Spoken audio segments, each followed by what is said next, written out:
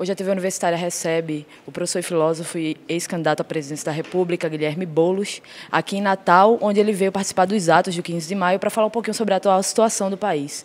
Guilherme, muito obrigado por receber a gente. Eu queria começar falando sobre essas manifestações de hoje, né? Qual o peso e o quão significativo é as pessoas irem para a rua se manifestar, principalmente contra os cortes na educação e contra a reforma da Previdência? Olha, essa já é a maior manifestação contra o governo de Jair Bolsonaro, contra esse desgoverno que nós estamos vivendo em 4 meses, que cortou da educação, que não fala de emprego, que não fala de renda, que não fala de oportunidade para o povo, fala em retirar direitos. Essa é a agenda do governo.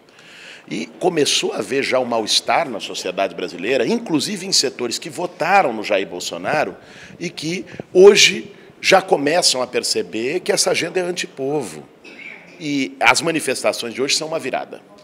Eu acho que hoje, dizia isso agora há pouco no ginásio do IFRN, que hoje o medo começa a mudar de lado. O Bolsonaro ganhou a eleição impondo medo, com discurso de ódio, com uma retórica autoritária, com uma prática autoritária no governo. Hoje ele está lá se escondendo no Texas, né? O ministro dele está lá sendo bombardeado no Congresso Nacional e o povo está tomando as ruas sem medo. Os estudantes, os jovens, os professores, os trabalhadores da educação. Essa demonstração é fundamental para dizer que tem resistência no Brasil. Por mais que o Bolsonaro queira, não existe pensamento único nesse país.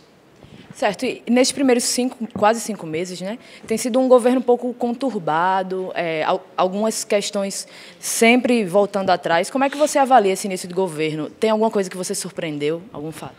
Olha, talvez a maior surpresa tenha sido o quanto essa turma é ruim de serviço, né? Porque que eles eram de extrema-direita, que eles eram autoritários, né? Que eles tinham um projeto ultraliberal contra o povo brasileiro, isso a gente já sabia, a gente denunciou isso na campanha eleitoral. Agora, que essa turma não conseguisse juntar Lé com Cré, né? Você tem um presidente da República que fica o dia inteiro no Twitter, o filho, não sabe se é ele, se é o filho brigando com um militar, um Olavo de Carvalho, um cidadão desqualificado desse, tendo influência no governo, né? Um ministro da Educação que fica contando bombom na internet. Quer dizer, é muita desqualificação, é uma turma que não tem a menor condição de estar no lugar que está, é uma vergonha para o Brasil. Certo, e uma das pautas mais preocupantes para o governo, né, e também para as pessoas é a reforma da Previdência. Eu queria que você falasse um pouco sobre a reforma e também, na sua análise, você acredita que a reforma ela tem uma força dentro do Congresso hoje para ser aprovada ou ainda dá para brigar nessa aprovação? Olha, eu acho que o jogo está sendo jogado.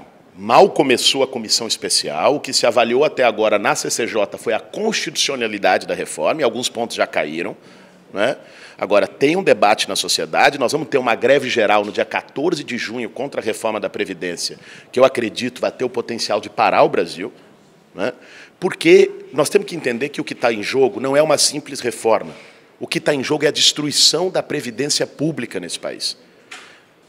Ao tornar as regras de aposentadoria no INSS algo tão difícil, mas tão difícil, né? Idade mínima, 20 anos de tempo de contribuição.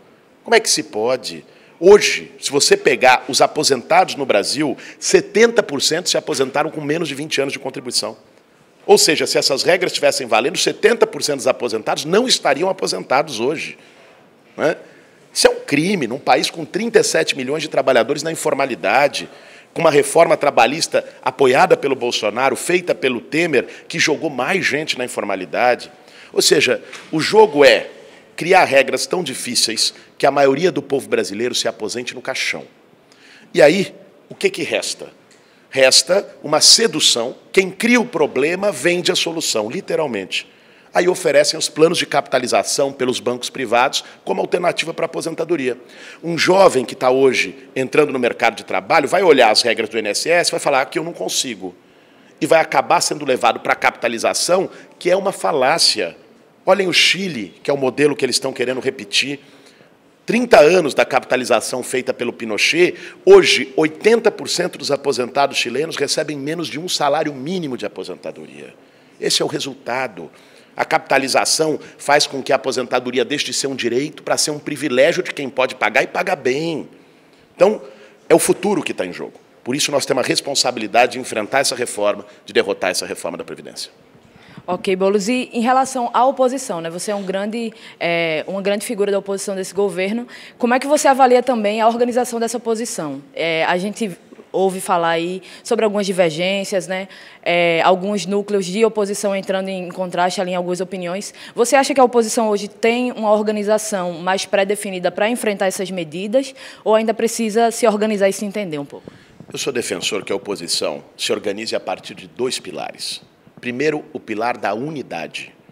Olha, é preciso ter maturidade para compreender que as diferenças que existem no campo da oposição são menores do que as diferenças que nós temos com um projeto que está destruindo o Brasil. Nós temos mais convergência entre nós do que diferença no momento desse. É preciso estar junto. Isso não pode estar subordinado a projeto para 2022. Nós temos que ganhar 2019. Não temos que estar com a cabeça em 2022. Seria uma irresponsabilidade com o povo brasileiro. A oposição tem condição de construir uma unidade em torno da luta por direitos, em torno da luta por democracia, em torno da luta por soberania nacional.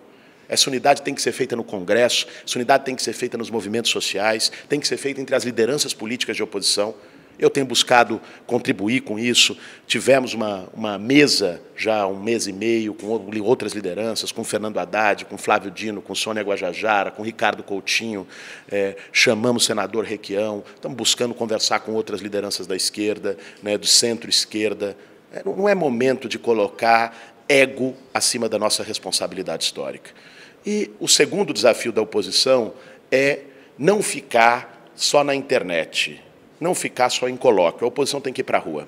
A oposição tem que aprender a lição que essa juventude, que esses estudantes estão dando hoje para todo o Brasil.